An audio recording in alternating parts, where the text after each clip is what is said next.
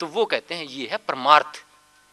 तो चार अवस्था कौन सी हुई? जागृति, स्वप्न, सुषुप्ति और तुर्यातीत, यानी कि समाधि की अवस्था। समाधि की अवस्था में जो सुषुप्ति का अंधकार था और अज्ञान था और मूर्छा थी, उसमें बैठे हुए आप ध्यान में उस अज्ञान से दूर निकल जाते हैं। और वो जो रेडी, अब तो साइंस भी मापने लगी है आपके चारों तरफ का ऑरा।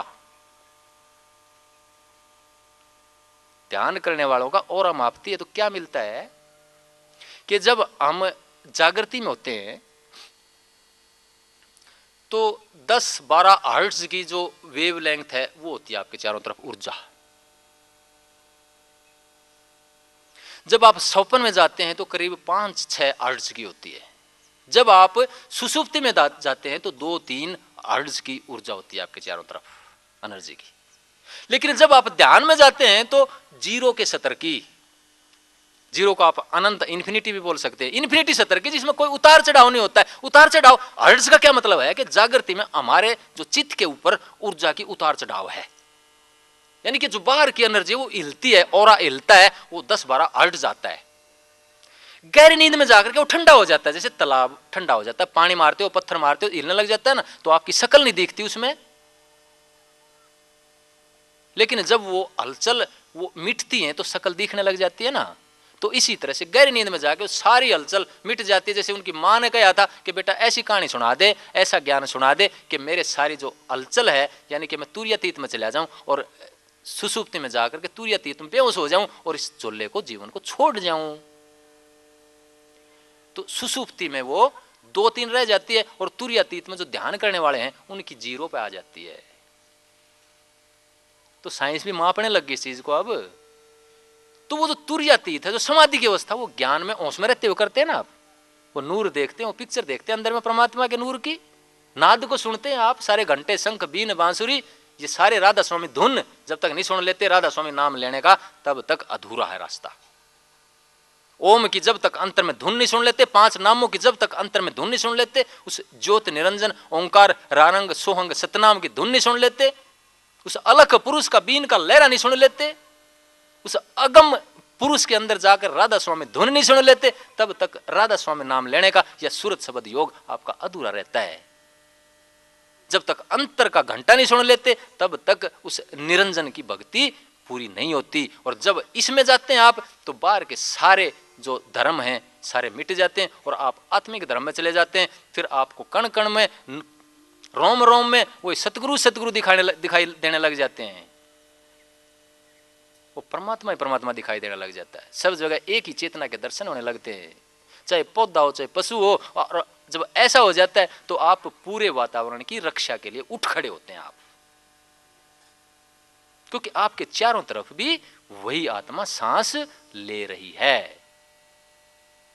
इसलिए जब ऐसा हो जाता है फिर किससे नफरत करोगे आप? किसके धर्म को बुरा बताओगे आप? लिमिटेशन हो सकती हैं, लेकिन वो अपनी परिधि में रह के उसके लिए आप जान नहीं गंवाते, आप नफरत पैदा नहीं करते। उस सगुण धर्म को छोड़ के, उस सबल माया ब्रह्म को छोड़ के उस निर्गुण ब्रह्म की भक्ति करते हैं। यही गीता में कहा गया है, यही शंकराचार्य जी ने कहा है, ये कबीर साहब ने कहा है, और यही रास्ता अब स्वामी जी महाराज ने दिया है। स्वामी दयानंद जी ने भी यही रास्ता दिया था। तो जब हम इस निर्गुण भक्ति में आ जाते हैं तो मन और अहंकार में रहते हुए भी एक देने की कला और प्रेम को पाल के, 2 ही बातें बताता हूं, आप किसी ज्ञान में ना उलझिए। एक तो मेरे सदगुरु वाली बात है कि मुट्ठी को नीचे करके चलो, उससे आपके अंदर एक सहनशाही विचार जन्मेगा, एक यौगिक विचार जन्मेगा आपके अंदर। और जितनी विशालता विचार की होती जाएगी, उसी तरह साइंस कहती है कि उसी तरह के हार्मोन, उसी तरह के एंजाइम हमारे अंदर आने लग जाते हैं, और उसी तरह के एंजाइम हार्मोन बीज के अंदर यानी कि आपकी औलाद के अंदर उतरेंगे। ये गारंटी है इस बात की।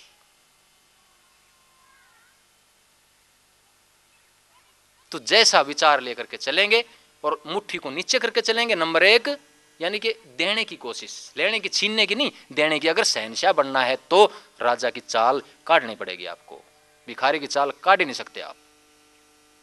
छोटा विचार लेकर चल ही नहीं सकते आप, छोटे रह जाएंगे छोटा विचार लेकर। अब्दुल कलाम जी कहते हैं कि कल्पना, बच्चों में कल्पना शक्ति का डेवलप करो, विकास करो।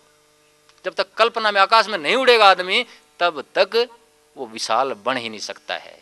इसीलिए हमारे जो शास्त्र हैं वो कहते हैं कि हनुमान जी ने सूरज को निगल लिया था। कहानी झूठी है, सच्ची छोड़ो इस बात को, लेकिन हमारी संस्कृति जो ज्ञान है, विचार है, ये आपको उड़ान लेना सिखाता है कि आप सूरज को भी प्राप्त कर सकते हैं, सूरज को भी अपने अंदर हजम कर सकते हैं। वो कौन सा सूरज है? वो सूरज जब ध्यान में बैठेंगे आप तो वो सूरज दिखाई देगा आपको, वो प्रणव पुरुष दिखाई देगा आपको, वो चांद सितारे दिखाई देंगे आपको। क्या कहते हैं कबीर साहब कि कोटिक चंदा उगमिया कोटिक सूरज महान, कोटिक दमक दामनी पार ब्रह्म दरम्यान।